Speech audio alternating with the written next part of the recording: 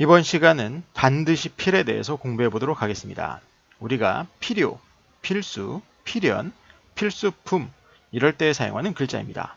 이 글자는 그 속성이 회의로서 회의 결합에 의해서 만들어진 글자다라고 보시면 되겠는데 어떤 글자들이 결합을 해서 이 반드시 필을 만들어내는지 살펴보도록 하겠습니다. 반드시 필이라는 글자를 가만히 보시면 이 가운데 이런 모양의 글자가 하나 보이시죠? 이 글자와 그리고 바깥에 있는 점 두 개, 이렇게 이 두 개의 부분이 결합해서 만들었다라고 보시면 되겠습니다.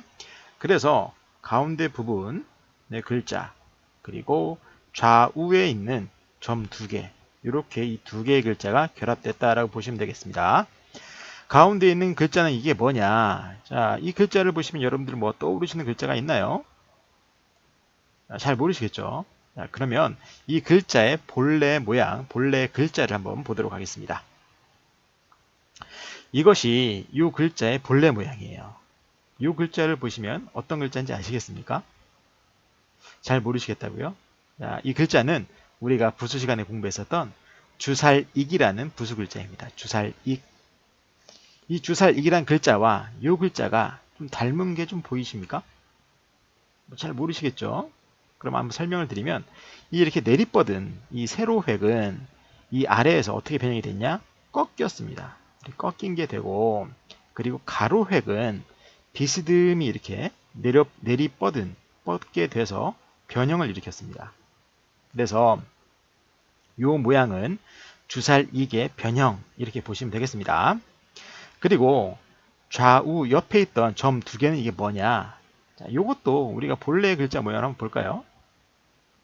바로 요 글자예요. 요 글자. 요 글자는 88이라는 부수 글자입니다. 88. 88이라는 글자가 이렇게 다른 글자와 결합을 하면서 좌우 양옆으로 이게 획 하나씩 벌어지게 된 거예요. 양쪽으로 벌어졌다라고 보시면 되겠습니다. 그래서 이 반드시 필이란 이 글자는 주살익과 88이 결합해서 만들어낸 글자입니다. 주살과 88이 결합해서 반드시. 뭔가 좀 잘 이해가 안 되시죠? 그러면 이해를 돕기 위해서 해설 한번 읽어보도록 하겠습니다. 반드시 필은 주살익의 변형 더하기 88이다. 땅을 나눌 때 정확히 측량하여 편말을 받고 나누는 것이 반드시 꼭 필요하다는 뜻이다. 이런 뜻입니다. 그래서 이 주살익이란 이 글자는 주살의 의미도 있지만 다른 글자와 결합 시에 말뚝 같은 그러한 걸로 해석이 돼요. 편말 또는 말뚝으로 해석이 돼요. 이게.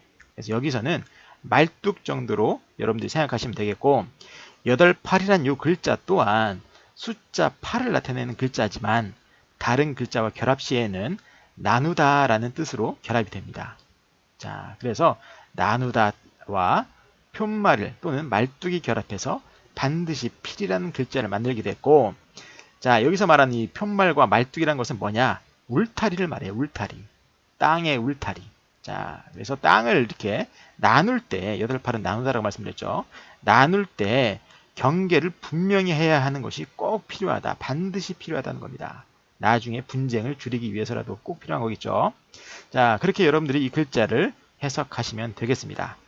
근데 좀 한자를 공부하신 분들은 여기 아래에 있는 이 부수를 보고 아니 반드시 필이라는 글자는 마음심 부수에 있는 글자라고 하는데 왜 마음심이 없습니까? 이렇게 질문을 하시는 분들도 계세요. 그것은 이 반드시 필이라는 글자가 그 의미가 마음심과 관련이 있어서 소속이 된 것이 아니라 이 모양이 지금 우리가 쓰는 서체의 모양이 마음심과 비슷하기 때문에 그 모양 때문에 마음심에 분류가 된 것입니다. 자, 그렇게 보시면 되겠고 또 이렇게 말씀을 드리면 잘 안 믿는 분들이 계셔서 이 전의 서체들을 한번 비교하면서 다시 한번 설명을 드리도록 하겠습니다. 반드시 필이라는 글자가 지금 서체로서는 이렇게 사용이 되지만 이 전의 서체를 보면 이런 모양입니다. 자, 보시면 지금 우리가 쓰는 서체고 이 전 서체예요. 여기 보시면 좌우 양옆으로 이렇게 88이라는 게 더 크게 분명하게 보이고 나누는 것이 보이고 그 가운데 뭔가 이렇게 있죠. 자, 이게 뭐냐면 요게 주살익이라고 말씀드렸는데 주살익의 서체 변화를 그럼 살펴보도록 하겠습니다. 요게 바로 주살익이 변화해온 서체 변화인데 여기 보시면 이 주살익이란 글자의 전에 사용했던 서체가 요게 있죠. 여기 보세요. 요 글자가 요 안에 그대로 들어가 있죠. 자, 이렇게 주살익, 표말 또는 말뚝을 기준으로 이렇게 땅이 나뉘는 것을 나타냈다라고 보시면 되겠어요.